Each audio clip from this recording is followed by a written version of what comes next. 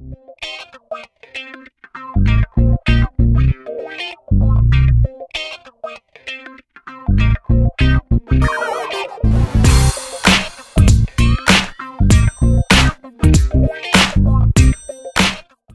bien bonjour, l'objectif de cette vidéo est de traiter un exercice sur les nombres complexes de niveau terminal STI 2D. Alors cela correspond au sujet 0 2021. Alors on a ici cet exercice avec 3 questions. Une première question qui va être sur la forme algébrique d'un nombre complexe. Une question numéro 2 sur la forme exponentielle et la capacité après de pouvoir le mettre à une certaine puissance. Et enfin une question numéro 3 qui est une application à la géométrie des nombres complexes et notamment comment démontrer qu'un triangle ABC est rectangle et isocèle. Alors on va commencer par la question numéro 1. Alors on rappelle que C c'est l'ensemble des nombres complexes, I est un nombre complexe de module 1 et d'argument pi sur 2. On considère le nombre complexe Z1 qui est égal à 2 moins 6i sur 2 moins i et on demande de déterminer la forme algébrique. Eh bien, pour cela, on va rappeler que si j'ai un nombre complexe de la forme z égale a plus ib, donc c'est sa forme algébrique, si je multiplie par son conjugué, z multiplié par z bar, cela me donne au final module de z au carré, c'est-à-dire a carré plus b carré. Et c'est cette formule qui va nous être utile. Alors en effet, si je multiplie au numérateur et au dénominateur par 2 plus i, c'est-à-dire la forme conjuguée du nombre complexe 2 moins i, je vais donc obtenir au niveau du dénominateur donc a carré plus b carré. Alors je peux prendre pour a 2, b moins 1, ou je peux prendre 2 ou 1. Dans les deux cas, ça reviendra au même, puisque moins 1 au carré, ça va faire toujours 1. Et on se retrouve au dénominateur avec 2 au carré, c'est-à-dire 4, plus 1 au carré, 1, c'est-à-dire 5. Ensuite, je fais ici au numérateur une distributivité entre une double distributivité entre 2 moins 6i et multiplié par 2 plus i. Et cela nous donne, alors 2 fois 2, 4, 2 fois i, 2i, moins 6i fois 2, moins 12i, et enfin moins 6i fois i carré, ça donne moins 1, donc ça annule le moins du moins 6, et donc au final, on va se retrouver avec un plus 6. Donc 6 et 4, 10, 2i moins 12i, ça va me donner moins 10i, et donc si je divise par 5, cela va me donner au final, donc 10 sur 5, ça fait 2, et j'obtiens 2 moins 2i. Donc voilà la forme algébrique du nombre complexe Z1. Alors maintenant, on va résoudre la question 2, soit Z2, le nombre complexe défini par Z2 égale moins 2 moins 2i, petit a déterminer la forme exponentielle de Z2, petit b, montrer que Z2 à la puissance 4 est un nombre réel que l'on déterminera. Alors on a Z2 qui est égal à moins 2 moins 2i, c'est-à-dire de façon générale a plus ib, je rappelle avec a qui est la partie réelle et b la partie imaginaire. Par identification, on a donc a qui est égal à moins 2, la partie réelle qui vaut moins 2, et b qui est égal à moins 2, la partie imaginaire qui vaut moins 2. On sait que le module de Z2 est égal à racine carrée de a carré plus b carré, c'est-à-dire racine carrée de moins 2 au carré plus moins 2 au carré, soit racine carrée de 4 plus 4, racine carrée de 8, c'est-à-dire racine carrée de 4 fois racine carrée de 2, racine carrée de 4 c'est 2, on a donc au final 2 racine carrée de 2. Le module de Z2 est donc égal à 2 racine carrée de 2. Pour déterminer complètement la forme exponentielle, il va nous manquer aussi l'argument. Alors, on rappelle que l'argument d'un nombre complexe Z, donc j'ai ici un point A, d'affixe z égale a plus ib. Alors, arc de z est égal à θ plus k fois 2pi, k étant un entier relatif, c'est donc la mesure entre le vecteur unitaire u et le vecteur OA. La mesure de UOA comprise dans l'intervalle moins pi pi, alors moins pi crochet ouvert, pi crochet fermé, est appelée l'argument principal de z. Or nous, quand on va déterminer l'argument de la forme exponentielle, ça sera l'argument principal du nombre complexe. On rappelle aussi que cos de θ, c'est donc égal à a divisé par le module de z, a, je rappelle, étant la partie réelle du nombre complexe, sinus θ étant égal à b divisé par le module de z, b étant la partie imaginaire du nombre complexe z. On va venir maintenant à notre cas particulier. On a donc θ2 qui est l'argument principal de z2, le module de z2 qui est égal à 2 racine carrée de 2, le cos de θ2 qui est donc égal à a, la partie réelle du nombre complexe, divisé par son module, module de z2, soit moins 2 divisé par 2 racine carrée de 2. Si je simplifie par 2, cela me donne au final moins 1 sur racine carrée de 2. De la même façon, sinus de θ2 est égal à b, la partie imaginaire du nombre complexe, divisé par son module, module de z2. C'est donc égal à moins 2 sur 2 racine carrée de 2. Après simplification, on a donc moins 1 sur racine carrée de 2. Alors, on n'aime pas, dans une fraction, maintenir la racine carrée au dénominateur. Je vais donc la faire disparaître en multipliant au numérateur et au dénominateur par racine carrée de 2. Donc, racine carrée de 2 fois racine carrée de 2, ça me donne 2. Une fois racine carrée de 2, ça me donne racine carrée de 2. J'ai le moins qui reste, donc j'obtiens cos de θ2 égale moins racine carrée de 2 sur 2. De la même façon, sinus de θ2 est égal à moins racine carrée de 2 sur 2. On utilise ensuite le tableau des valeurs particulières des cosinus et des sinus pour trouver l'angle θ2 qui, je le rappelle, correspond à l'argument principal de notre nombre complexe Z2.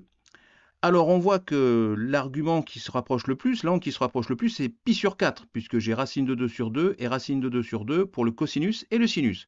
Le seul problème, c'est que j'ai moins 1. Donc je vais tracer mon cercle trigo, je vais placer pi sur 4, qui a pour coordonnées racine carrée de 2 sur 2 et racine carrée de 2 sur 2. Et ensuite, je vais tracer le point de coordonnées moins racine carrée de 2 sur 2 et moins racine carrée de 2 sur 2. Et je vois bien que j'obtiens un deuxième point, et c'est ce point qui va correspondre à notre argument. Alors, en effet, ça va être moins 3pi sur 4, parce que qu'est-ce que je fais pour passer de pi sur 4 à ce point ici? Eh bien, je fais une rotation de moins pi. Alors, on pourrait se dire, mais pourquoi on ne fait pas une rotation de plus pi? Si je fais une rotation de plus pi, ça va faire pi sur 4 plus pi sur 4 plus 4pi sur 4, c'est-à-dire 5pi sur 4, et je n'ai donc plus la mesure, je n'ai plus l'argument principal. θ2 sort de l'intervalle moins pi crochet ouvert, pi crochet fermé. Donc, je suis obligé de faire pi sur 4 moins pi sur 4 moins 4pi sur 4, c'est-à-dire donc au final moins 3pi sur 4, parce que moins 3pi sur 4 fait bien partie de l'intervalle moins pi crochet ouvert, pi crochet fermé. Donc j'ai trouvé ainsi mon θ2. En conclusion, Z2 égale 2 racine carrée de 2, qui est le module du nombre complexe, multiplié par l'exponentielle de moins i 3pi sur 4. Alors maintenant, je vais passer au petit b, montrer que Z2 à la puissance 4 est un nombre réel que l'on déterminera. Alors, Z2 à la puissance 4, ça va donc me donner 2 racine carrée de 2 multiplié par exponentielle de moins i 3pi sur 4, le tout à la puissance 4. Donc ici, j'applique la formule suivante. Je rappelle a fois b, donc a la puissance n, c'est égal à a puissance n fois b puissance n. Donc je vais avoir ici 2 racine carrée de 2 puissance 4, multiplié par exponentielle de moins i 3pi sur 4, le tout à la puissance 4. Je rappelle aussi que a à la puissance n, le tout à la puissance m, est égal à a n fois m, le produit des puissances. Donc ici, par exemple, je vais me retrouver avec e de moins i 3pi sur 4 multiplié par 4. Donc le 4 va se simplifier et je vais me retrouver ici avec exponentielle de moins i 3pi. Donc au final, Z2 à la puissance 4, ça va donc me donner donc 2 puissance 4 fois 2 au carré, c'est-à-dire 64, multiplié par exponentielle de moins i 3pi, que je vais décomposer en exponentielle de moins i pi, multiplié par exponentielle de moins i 2pi. Pourquoi? Parce que je sais que l'exponentielle de moins i pi, c'est égal au nombre réel moins 1, et l'exponentielle de moins i 2pi, c'est égal au nombre réel plus 1. Donc on se trouve au final avec 64 multiplié par moins 1 multiplié par 1, c'est-à-dire moins 64. En conclusion, Z2 à la puissance 4 est un nombre réel qui vaut moins 64. Donc maintenant, on va résoudre la question 3. On considère A, B et C les points du plan d'affixes respectives ZA égale 2 moins 2i, ZB égale moins 2 moins 2i et ZC égale moins 4i. Petit a, placez les points A, B, C dans le plan complexe rapporté au repère orthonormal direct au U et V d'unité 1 cm. Alors, voilà ce que ça donne. On a bien ici donc le point A. On voit bien que ce point A a bien pour affixe donc 2 moins 2i, que le point B a pour affixe moins 2 moins 2i, et que le point C a bien pour affixe moins 1, moins 2, moins 3, moins 4i. Alors maintenant, petit b, montrer que le triangle ABC rectangle est isocèle. On va d'abord faire un rappel de secondes. On sait que la longueur AB est égale à racine carrée de xb moins xa au carré plus yb moins ya, le tout au carré.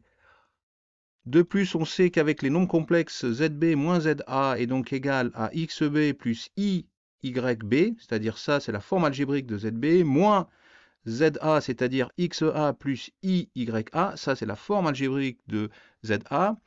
Et cela me donne au final ZB moins ZA qui est donc égal à XB moins XA, qui correspond en fait à sa partie réelle, plus I multiplié par YB moins YA, c'est-à-dire ça, c'est sa partie imaginaire. Donc si maintenant je calcule le module de ce complexe, cela va me donner module de ZB moins ZA est donc égal à racine carrée de sa partie réelle au carré, c'est-à-dire XB moins XA au carré, plus sa partie imaginaire au carré, c'est-à-dire YB moins YA, le tout au carré. Donc en fait, si je veux calculer, nouvelle façon de faire pour calculer une longueur AB, il suffit de faire la différence entre le nombre complexe B et le nombre complexe A, donc faire ZB moins ZA, et d'en calculer le module, et ainsi j'aurai déterminé la longueur AB. Donc si on revient, ça c'était de façon générale, si je reviens à l'exercice, on a ZA qui est égal à 2 moins 2i, ZB qui est égal à moins 2 moins 2i, et ZC qui est égal à moins 4i. On calcule les longueurs AB, BC et AC. Alors AB est donc égal au module de ZB moins ZA, c'est-à-dire moins 2 moins 2i, c'est ça, ZB c'est moins 2 moins 2i, moins ZA, c'est-à-dire moins 2 moins 2i, ça fait plus 2i, donc ça fait moins 2 plus 2i. Au final, le moins 2i, le plus 2i disparaissent, il me reste moins 4, et le module de moins 4, eh bien, c'est égal à 4. Donc la longueur AB est égale à 4 cm, parce que je rappelle que l'unité ici, c'est 1 cm. Donc ensuite, on a BC qui est donc égal au module de ZC moins ZB, soit moins 4i, hein, ZC c'est moins 4i, et si j'enlève ZB, donc moins 2 ça fait plus 2, moins 2i ça fait plus 2i, donc ça nous fait moins 4i plus 2i, c'est-à-dire moins 4i plus 2i moins 2i, donc 2 moins 2i. Le module de 2 moins 2i, c'est racine carrée de 2 au carré plus moins 2 au carré, c'est-à-dire racine carrée de 4 plus 4, racine carrée de 8, soit racine carrée de 4 fois racine carrée de 2, racine carrée de 4, on sait que c'est 2, donc on a au final BC qui vaut 2 racine carrée de 2. Et ensuite AC qui est donc égal au module de ZC moins ZA, c'est-à-dire module de moins 4i moins 2, hein, moins ZA c'est moins 2, moins 2i plus 4 plus 2i, donc moins 4i plus 2i ça fait donc moins 2i, moins 2 moins 2i, module de moins 2 moins 2i, c'est racine carrée de moins 2 au carré plus moins 2 au carré, racine carrée de 4 plus 4, soit racine carrée de 8, ce qui nous donne racine carrée de 4 fois racine carrée de 2, c'est-à-dire 2 racine carrée de 2, voici quel est le module de AC. Donc, en conclusion, qu'est-ce que l'on peut dire? Eh bien que, dans un premier temps, AB est donc égal à 4, BC est égal à 2 racines carrées de 2, et AC est égal à 2 racines carrées de 2. BC égale à AC, donc le triangle ABC est isocèle. Il est isocèle en C. C'est ce qu'on peut dire. Ensuite, on a BC carré plus AC carré, qui est donc égal à 8 plus 8, c'est-à-dire 16, soit 4 au carré, c'est-à-dire AB au carré. Donc, d'après la réciproque du théorème de Pythagore, le triangle ABC est bien rectangle en C. Et bien voilà, c'est la fin de cette vidéo. J'espère qu'elle vous a plu. Et je vous dis donc à bientôt sur la chaîne YouTube Skol Mathématiques.